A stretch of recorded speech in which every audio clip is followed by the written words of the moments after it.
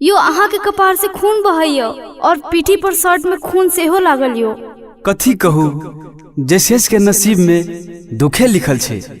ई कोना भेल, जल्दी कहू ने।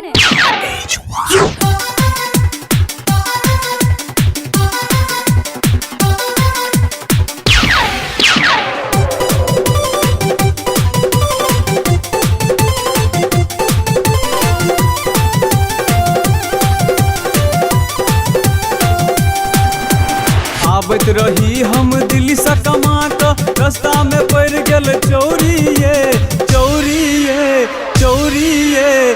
आवत रही हम दिल्ली से कमा क रास्ता में पड़ गेल चोरिए। बंदूक देखा कर बंदूक देखा कर चोरबा सब हमर छीन लेल पैसा कौड़िए। बंदूक देखा कर चोरबा सब हमर छीन लेल पैसा कौड़िए। आवत रही हम दिल्ली से कमा क रास्ता में पड़ गेल चोरिए। आवत रही हम दिल्ली से कमा क रास्ता में पड़ गेल चोरिए। बंदूक देखा कर बंदूक देखा कर चोरबा सब हमर छीन लेल पैसा कौड़िए। बंदूक देखा कर चोरबा सब हमर छीन लेल पैसा कौड़िए। बंदूक देखा कर चोरबा सब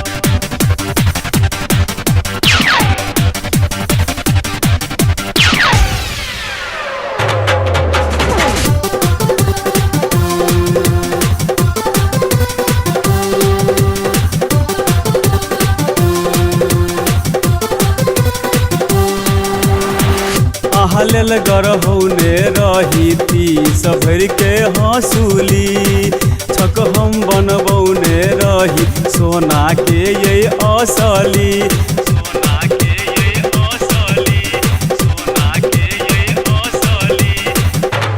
लेल गरहौने रही ती सभर के हंसूली। छक हम बनबौने रही सोना के ये असली। पिटत पिटत हमर देह तोड़ देला कपार देला फोड़िए।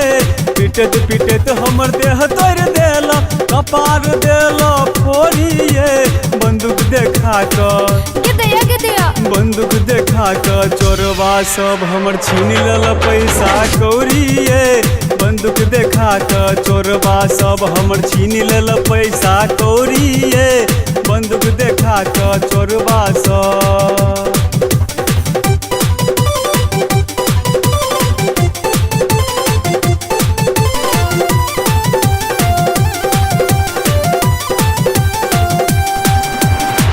बउआ सब किनने रही खिलौना रंग बिरंग के। सबटा सामान किनली नीमन अपना पसंद के। नीमन अपना पसंद के, नीमन अपना पसंद के। बउआ सब किनने रही खिलौना रंग बिरंग के। सबटा सामान किनली नीमन अपना पसंद के। हमरा की मालूम रहे हेतै सामान सबटा चोरिए। हमरा ने मालूम रहे हेतै सामान सबटा चोरिए। बंदूक देखा कर बंदूक देखा कर चोरबा सब हमर छीन लेल पैसा कौड़िए। बंदूक देखा कर चोरबा सब हमर छीन लेल पैसा कौड़िए। बंदूक देखा कर चोरबा सब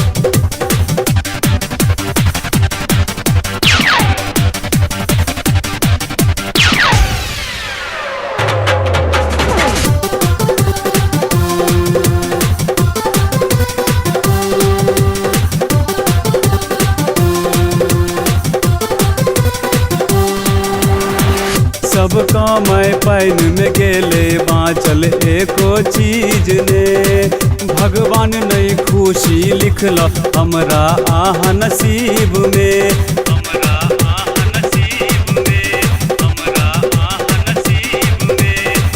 सब कमाई पाइन में गेले बाँचल एको चीज ने।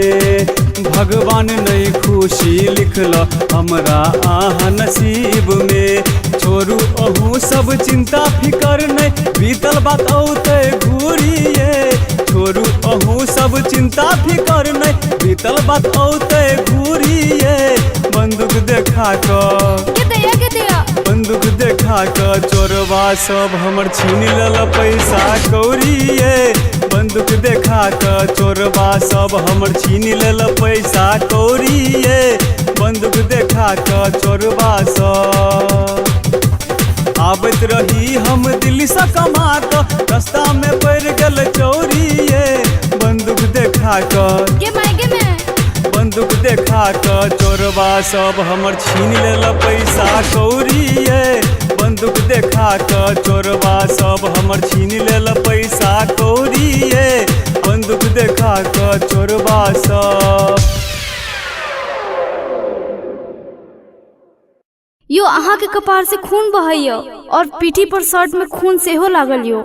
कथी कहू, जैसे के नसीब में